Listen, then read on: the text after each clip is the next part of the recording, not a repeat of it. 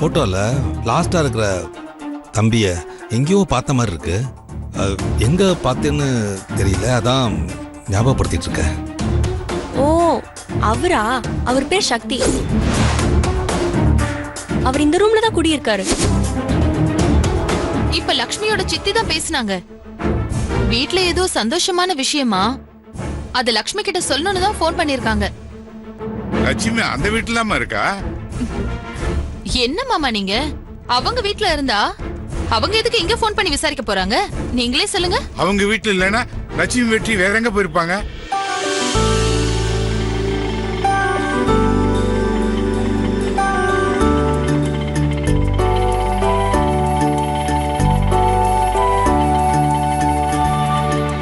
அது என்னமோ தெரியல லக்ஷ்மி. சாரி நந்தினி, இத்தனை நாளா தோட்டம் வயல் ரைஸ் மில்னு சுத்திட்டு திடீர்னு சென்னைக்கு வந்து 2 பேரும் ஆசிரமம் ஹாஸ்பிட்டல் ஹோட்டல் அங்க இங்கன்னு நாம நாள் முழுக்க சுத்திக்கிட்டே இருக்கோம். இது எனக்கு ஒரு புது அனுபவமா இருக்கு. உனக்கு? நான் சென்னையில இருக்கிறதுனால எனக்கு இதெல்லாம் பெருசா தெரியல. இப்ப நீ என் கூட பொள்ளாச்சிக்கு வர்றதால பசங்களுக்கு தான் ரொம்ப கஷ்டம். உன் மேல அவங்க அவ்வளவு பாசம் வச்சிருக்காங்க நந்தினி. நந்தினி அக்கா நந்தினி அக்கான்னு கூட பிறந்தவ மாதிரி உருகுறாங்க. இந்த மாதிரி உறவுகள் சில பேருக்கு தான் கிடைக்கும். அந்த வகையில நீ ரொம்ப கொடுத்து வச்சவ. இப்படிப்பட்ட உன் கூட பழக வாய்ப்பு கிடைச்சதுக்கு நான் ரொம்ப கொடுத்து வச்சிருக்கேன்.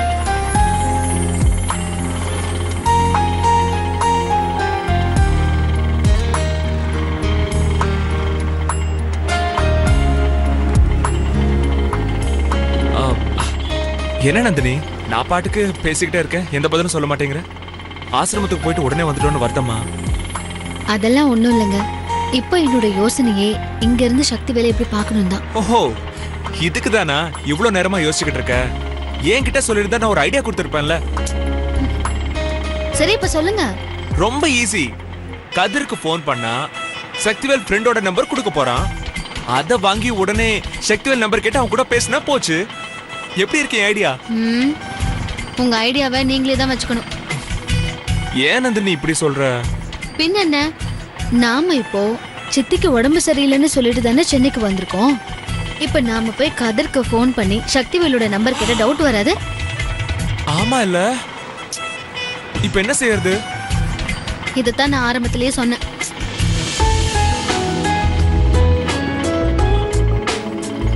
சரி, ஹோட்டல் போற வரைக்கும் சக்தி வேலை எப்படி பாக்குறதுன்னு யோசிப்போம். கடைசி வரைக்கும் நமக்கு எந்த வழியும் தெரியலனா ஒரே வழி போய் சொல்லி நம்பர் வாங்க வேண்டியதுதான். சரி, நீ சொல்ற மாதிரி செய்யலாம்.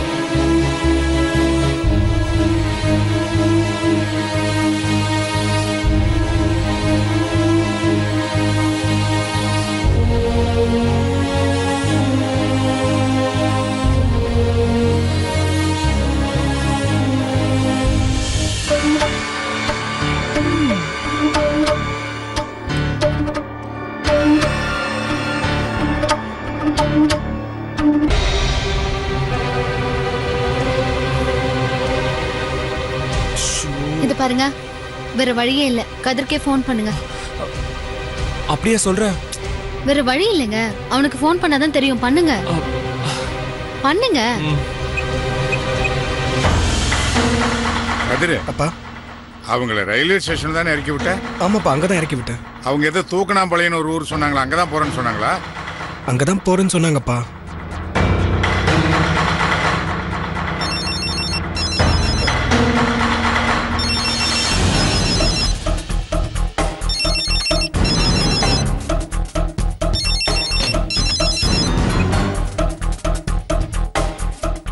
அண்ணே கதிர், சென்னையில சக்திவேலோட ஃப்ரெண்ட் ஒரு பொண்ணு இருக்கான்னு சொன்னல, அந்த பொண்ணோட நம்பர் சொல்ல. நீங்க 2 பேரும் முதல்ல எங்க போயிருக்கீங்க அதை சொல்லுங்க. ஏண்டா? அண்ணியோட சித்தியை பார்க்க போறதா சொல்லிட்டு நீங்க வேற எங்கேயோ போயிருக்கீங்க. நான் சொல்றது உண்மைதானே? என்னாச்சு? நாம உங்க சித்தியை பார்க்க போலன்னு கதிர் கண்டுபிடிச்சிட்டான். நீங்க பேசுங்க. இல்லையே, நாங்க லக்ஷ்மியோட சித்தி வீட்டுல தான் இருக்கோம். அண்ணே மறுபடியும் போய் பேசாதானே. அண்ணியோட சித்தி இப்பதான் நம்ம வீட்டுக்கு ஃபோன் பண்ணி பேசினாங்க. என்னாச்சு? உங்க சித்தி நம்ம வீட்டுக்கு ஃபோன் பண்ணிருக்காங்க. அண்ணே அண்ணே என்னாச்சு பேசுங்கண்ணே. சரி என்னன்னு பேசுங்க. என்ன பேசுனாங்கன்னு கேளுங்க. போன்ல அவங்க என்ன பேசுனாங்கடா? அவங்க பேசுறத வச்சு நீங்க அவங்கள பார்க்க போலன்னு சொல்லி எல்லாருக்கும் தெரிஞ்சு போச்சு தெரியுமா? நீங்க 2 பேரும் பொய் சொல்லி வெளியே எங்கேயோ போயிருக்கீங்க. அப்பாவுக்கு ஃபுல்லா கோவம் வந்துச்சு உங்க மேல. என்னங்க? அப்பாக்கும் தெரிஞ்சு போச்சு.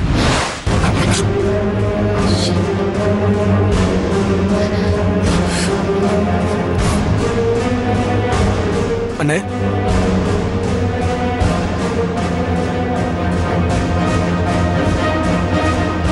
அண்ணே பேசுனே.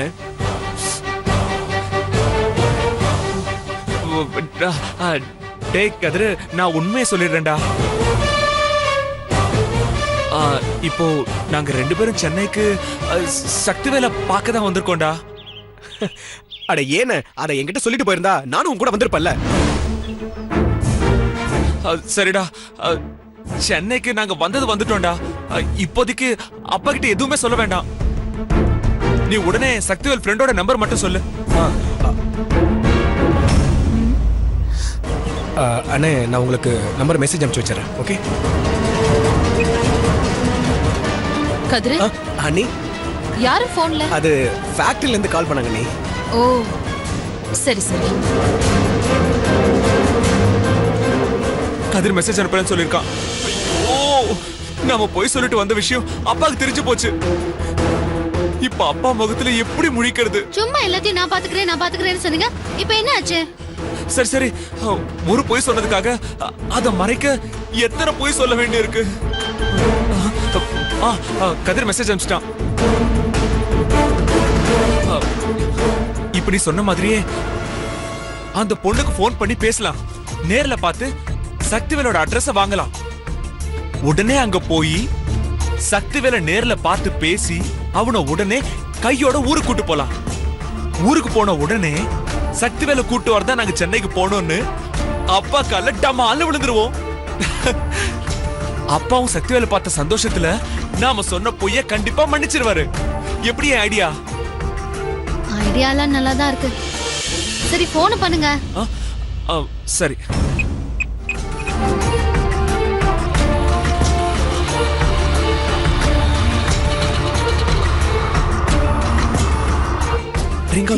ஸ்பீக்கர்ல போடுங்க.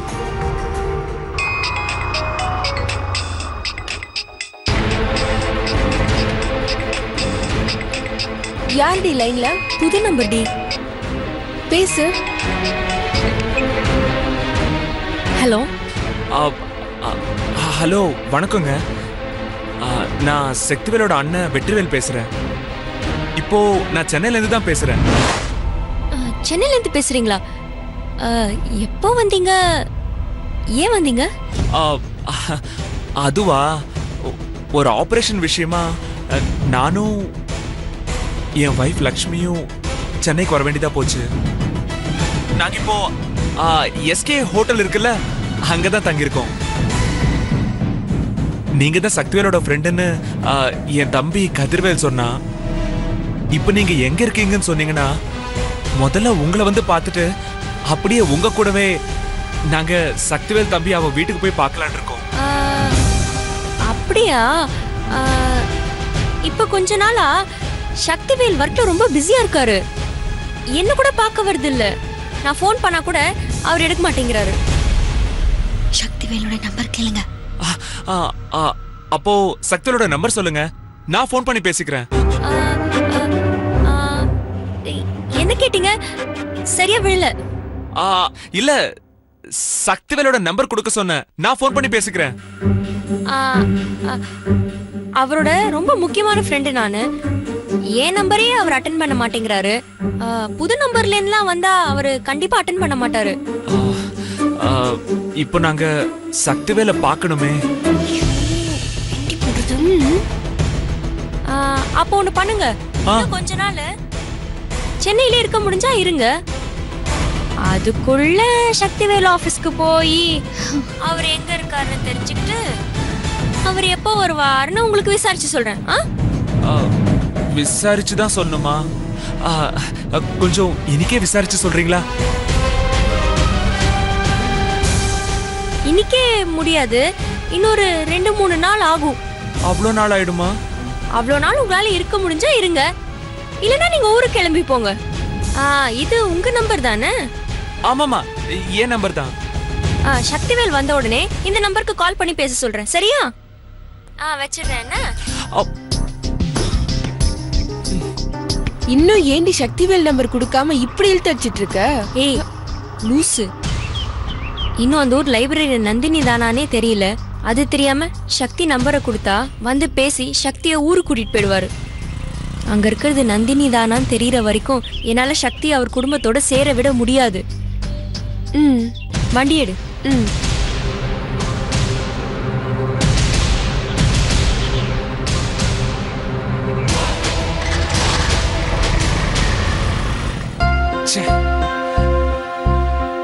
சக்திவேல பார்க்கலான்னு எவ்வளவு ஆசையோட இருந்த.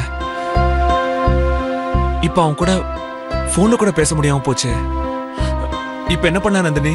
இது பாருங்க வெற்றி, எதை நினைச்சு மனசு போட்டு குழப்பிக்காதீங்க. சக்திவேலை கண்டிப்பா பாப்போம்.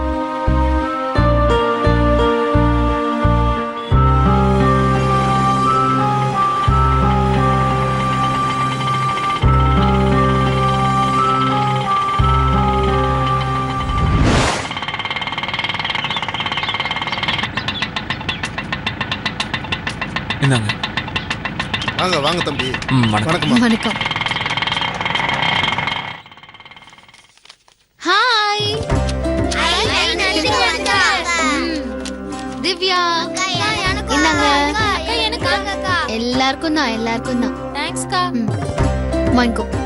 நந்தினி இந்தா சுவாமிஜி, இந்தா எல்லாருக்கும் கொடு. எப்பமா வந்த? இப்பதான் வரும். அப்படியா?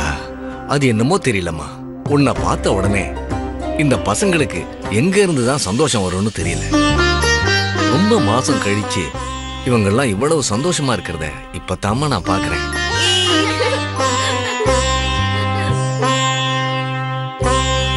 உன்னை பார்த்த உடனே இந்த பசங்களோட முகத்துல வர்ற சந்தோஷத்தை பார்த்தா உன்னை இங்கே தங்கிடுன்னு சொல்லிடலாம் போல இருக்கு. இருந்தாலும் உன்னோட சூழ்நிலையை புரிஞ்சுக்கிட்டதுனால இன்னைக்கு ஒரு நாள் மட்டும் இந்த ஆசிரமத்துல இருன்னு சொல்றேம்மா. சுவாமிஜி, நான் உங்களை எதிர்த்து பேசுறேன்னு தப்பா எடுத்துக்காதீங்க. என்னால இங்க இருக்க முடியாது.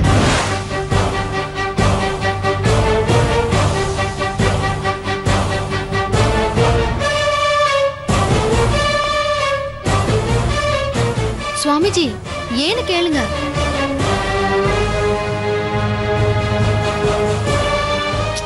ஆயம்மா, என்னம்மா? ஏன்னு கேளுங்க. அது பசங்களா, நீங்களாவது கேளுங்கடா. நான் கேக்குறேன்க்கா. நீங்க ஏன் இருக்க முடியாதுன்னு சொல்றீங்க? காரணத்தை சொல்லுங்க. அதுவா, ஏன்னா இன்னைக்கு நாம எல்லாருமே தீம் பார்க்குக்கு போறோம்.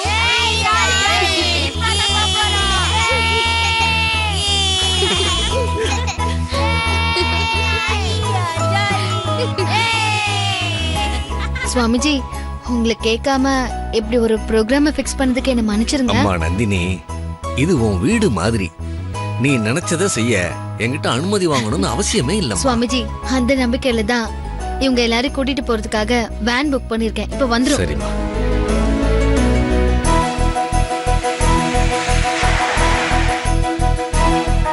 ஏய், வேன் வந்துருச்சு. வாங்க போலாம். சீக்கிரம் சீக்கிரம் கிளம்புங்க. வாங்க வாங்க வாங்க.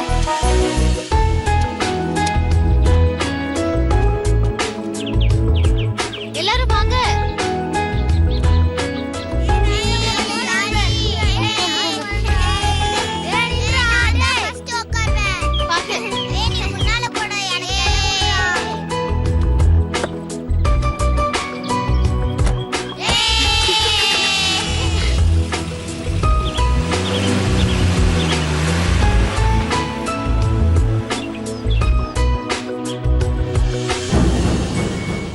சாரதா,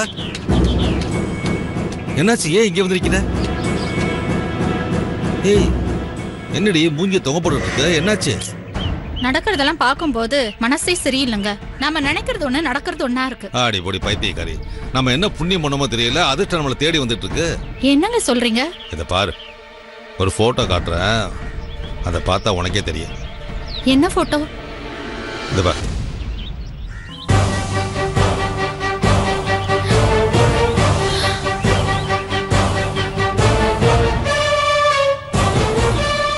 இவனா? இவன் என்ன இந்த குடும்பத்தோட இருக்கான்? இதே கேள்வியோட தான் நான் இந்த போட்டோவை பார்த்தேன். அப்புறம் விசாரிச்சப்ப தான் தெரிஞ்சிச்சு, அந்த நாட்டாமையோட 3வது பையன் தான் இந்த சக்தியா. விதியை பத்தியா? கதையில இவனை நந்தினி லவ் பண்ணிருக்கா, இவன் தான் நந்தினியை விட்டு ஓடி இருக்கான், அதுக்கு நந்தினி இவனை திட்டிருப்பா. இப்போ அதே நந்தினி பொள்ளாச்சியில இவனுடைய அண்ணனுக்கு பொண்டாட்டியா நடிச்சுக்கிட்டு இருக்கா. இது நமக்கு தெரியும், சக்திக்கு தெரியுமா? தெரியாதே. இப்ப நம்ம சக்திகிட்ட போய் உன்னை ஏமாத்திட்டு போன நந்தினி தான் பொள்ளாச்சியில உங்க அண்ணனுக்கு பொண்டாட்டியா நடிச்சிட்டு இருக்கான்னு சொன்னு வையே, என்ன ஆகும்? ஆஹா, சூப்பரா இருக்குங்க. கதையில இதான் பெரிய ட்விஸ்டே. எப்படி நம்ம ஐடியா? ஆமாங்க. இப்போ சக்தி நந்தினி மேல கோவமா இருப்பான். இந்த நேரத்துல நம்ம நந்தினிய பத்தி சக்தி கிட்ட சொன்னோன்னு வைங்க, நந்தினி அங்கேருந்து விரட்டுறதுக்கு நாம எதுவும் செய்ய வேண்டாம், எல்லாத்தையும் சக்தியே பார்த்துப்பான். நாம நின்னு வேடிக்கை பார்த்தா போதும். நம்ம கோடீஸ்வரங்க ஆக போற நேரமும் நாளும் நெருங்கி வந்துருச்சுங்க.